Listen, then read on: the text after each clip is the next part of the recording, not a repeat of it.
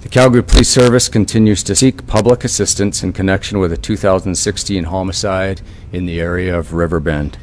Thanks to information supplied by the public, Homicide Unit detectives were able to recover the firearms believed to have been used in the shooting death of Kyle Rowe, 26 years old. They were found in a southeast Calgary neighbourhood and are currently undergoing further forensic testing. Rowe was killed at approximately 10:50 a.m. on Monday, October 31st, 2016. Emergency crews were called to reports of a shooting in the 100 block of Riverbend Drive S.E. Rowe was found seriously injured in the backseat of a car that was parked on the driveway of a residence, and he was declared deceased on scene. Police are asking anyone who may have noticed suspicious behavior in the southeast communities of Acadia, Willow Park, Maple Ridge, Lake Bonavista, or Deer Run around the time of the homicide to contact the police. This includes suspicious vehicles and people whose actions seemed out of the ordinary. By the nature of the shooting, it is believed that this was a targeted attack and there is no ongoing danger to the general public. A specific motive for the shooting, however, has not yet been known or identified. Anyone with information about Rowe's homicide is asked to contact police by calling the non-emergency line or the homicide tip line at 403-428-8877. Tips can also be anonymously made by contacting Crime Stoppers. Hey, Sergeant, when were the guns recovered? And if you know where the guns were in the house, does that mean you've identified potential suspects or persons of interest in this case? In relation to your first question there, with the public's assistance, we're very fortunate to be able to recover these firearms, and we're not able to disclose exactly where they were located. And in relation to suspects, we have got a number of leads, a lot of information that has come into the police, and we are still trying to field through that information and confirm a number of different things. Have you talked to people of interest in this case as of yet? No. If you're talking about suspects, no. And can you tell us when the guns were recovered? That I can't answer, again, just due to the nature of the investigation. What I can tell you is, again, between October 31st, 2016 and now, we were able to recover firearms from tips from the public, and also in this time we were able to send them for ballistic testings, and that in itself is a slow process. And we were able to confirm that those firearms located are the firearms used in the Kyle Rowe homicide. Have there been any other linkages to any other crimes with the ballistics? Not that we're aware of at this time. Were they legal firearms or illegal firearms? And I can't speak to that. Type of firearms? Type of firearm, again, as you can understand, due to the integrity of the investigation in relation to caliber, the types, how many, we can disclose that there was more than one, but other than that, we just can't give out those types of details on an ongoing investigation. Ammunition also taken? Sorry? Ammunition also taken? Taken?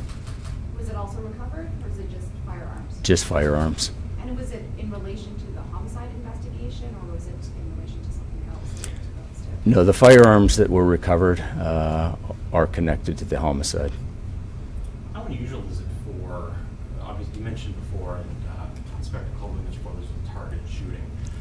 How challenging of an investigation is this? Like you mentioned, really no indication of who killed this person or why.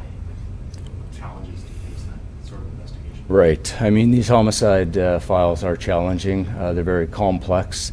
They take a lot of time to solve. There's many pieces to them. And, you know, as standard practice, we review other unsolved homicide files, try to make a determination if they're connected to any others, and review a lot of information, surveillance video, witnesses. There's so many pieces to these files, but again, we're very pleased with the recovery of these firearms. which is a huge piece to any homicide, recovering firearms, and not only that, knowing that they're connected.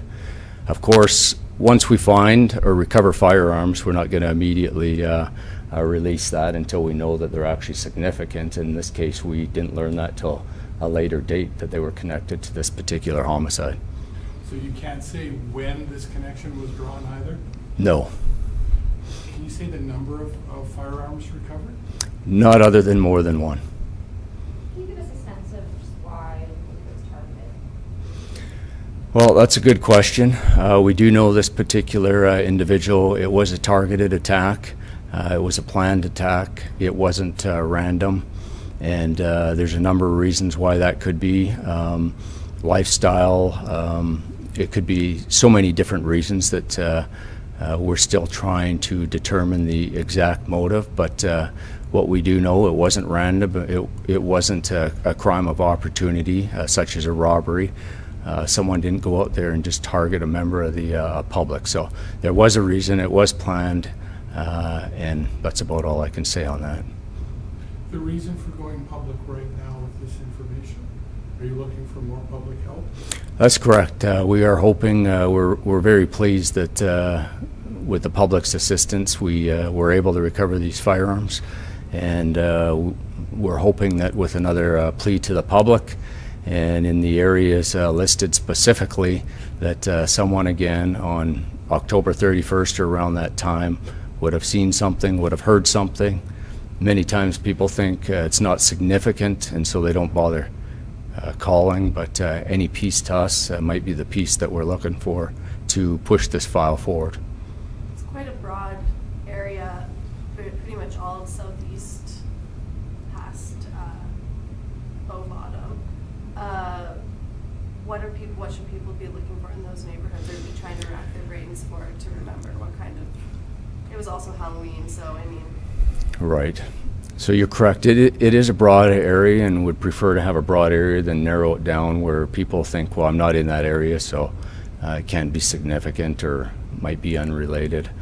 We know that area is the area where suspects were. It is the area where or near the area where the firearms were recovered. And like you said, October 31st being Halloween, there might be someone out there who remembers that particular day and seeing something unusual, whether that's a vehicle, whether that's a group of people in an area who normally aren't in an area, any type of suspicious activity. That's what we're looking for from the public. These weapons that were recovered, were they and identified to you by a member of the public, did that person know where the weapons were and call you, or did they stumble upon them and then call you? Well, both really. They discovered them and they knew where they were. They contacted the place and we were able to recover them. And without the public's assistance in this matter, they probably to this date still wouldn't have been recovered. But the person who came across the weapons didn't know that they were related to any particular event. They just came across weapons and alerted you to the weapons. Is that what I have to read from that? Yes, and that's correct. And it was in a house? No, I didn't say it was in a house, and I can't disclose exactly where.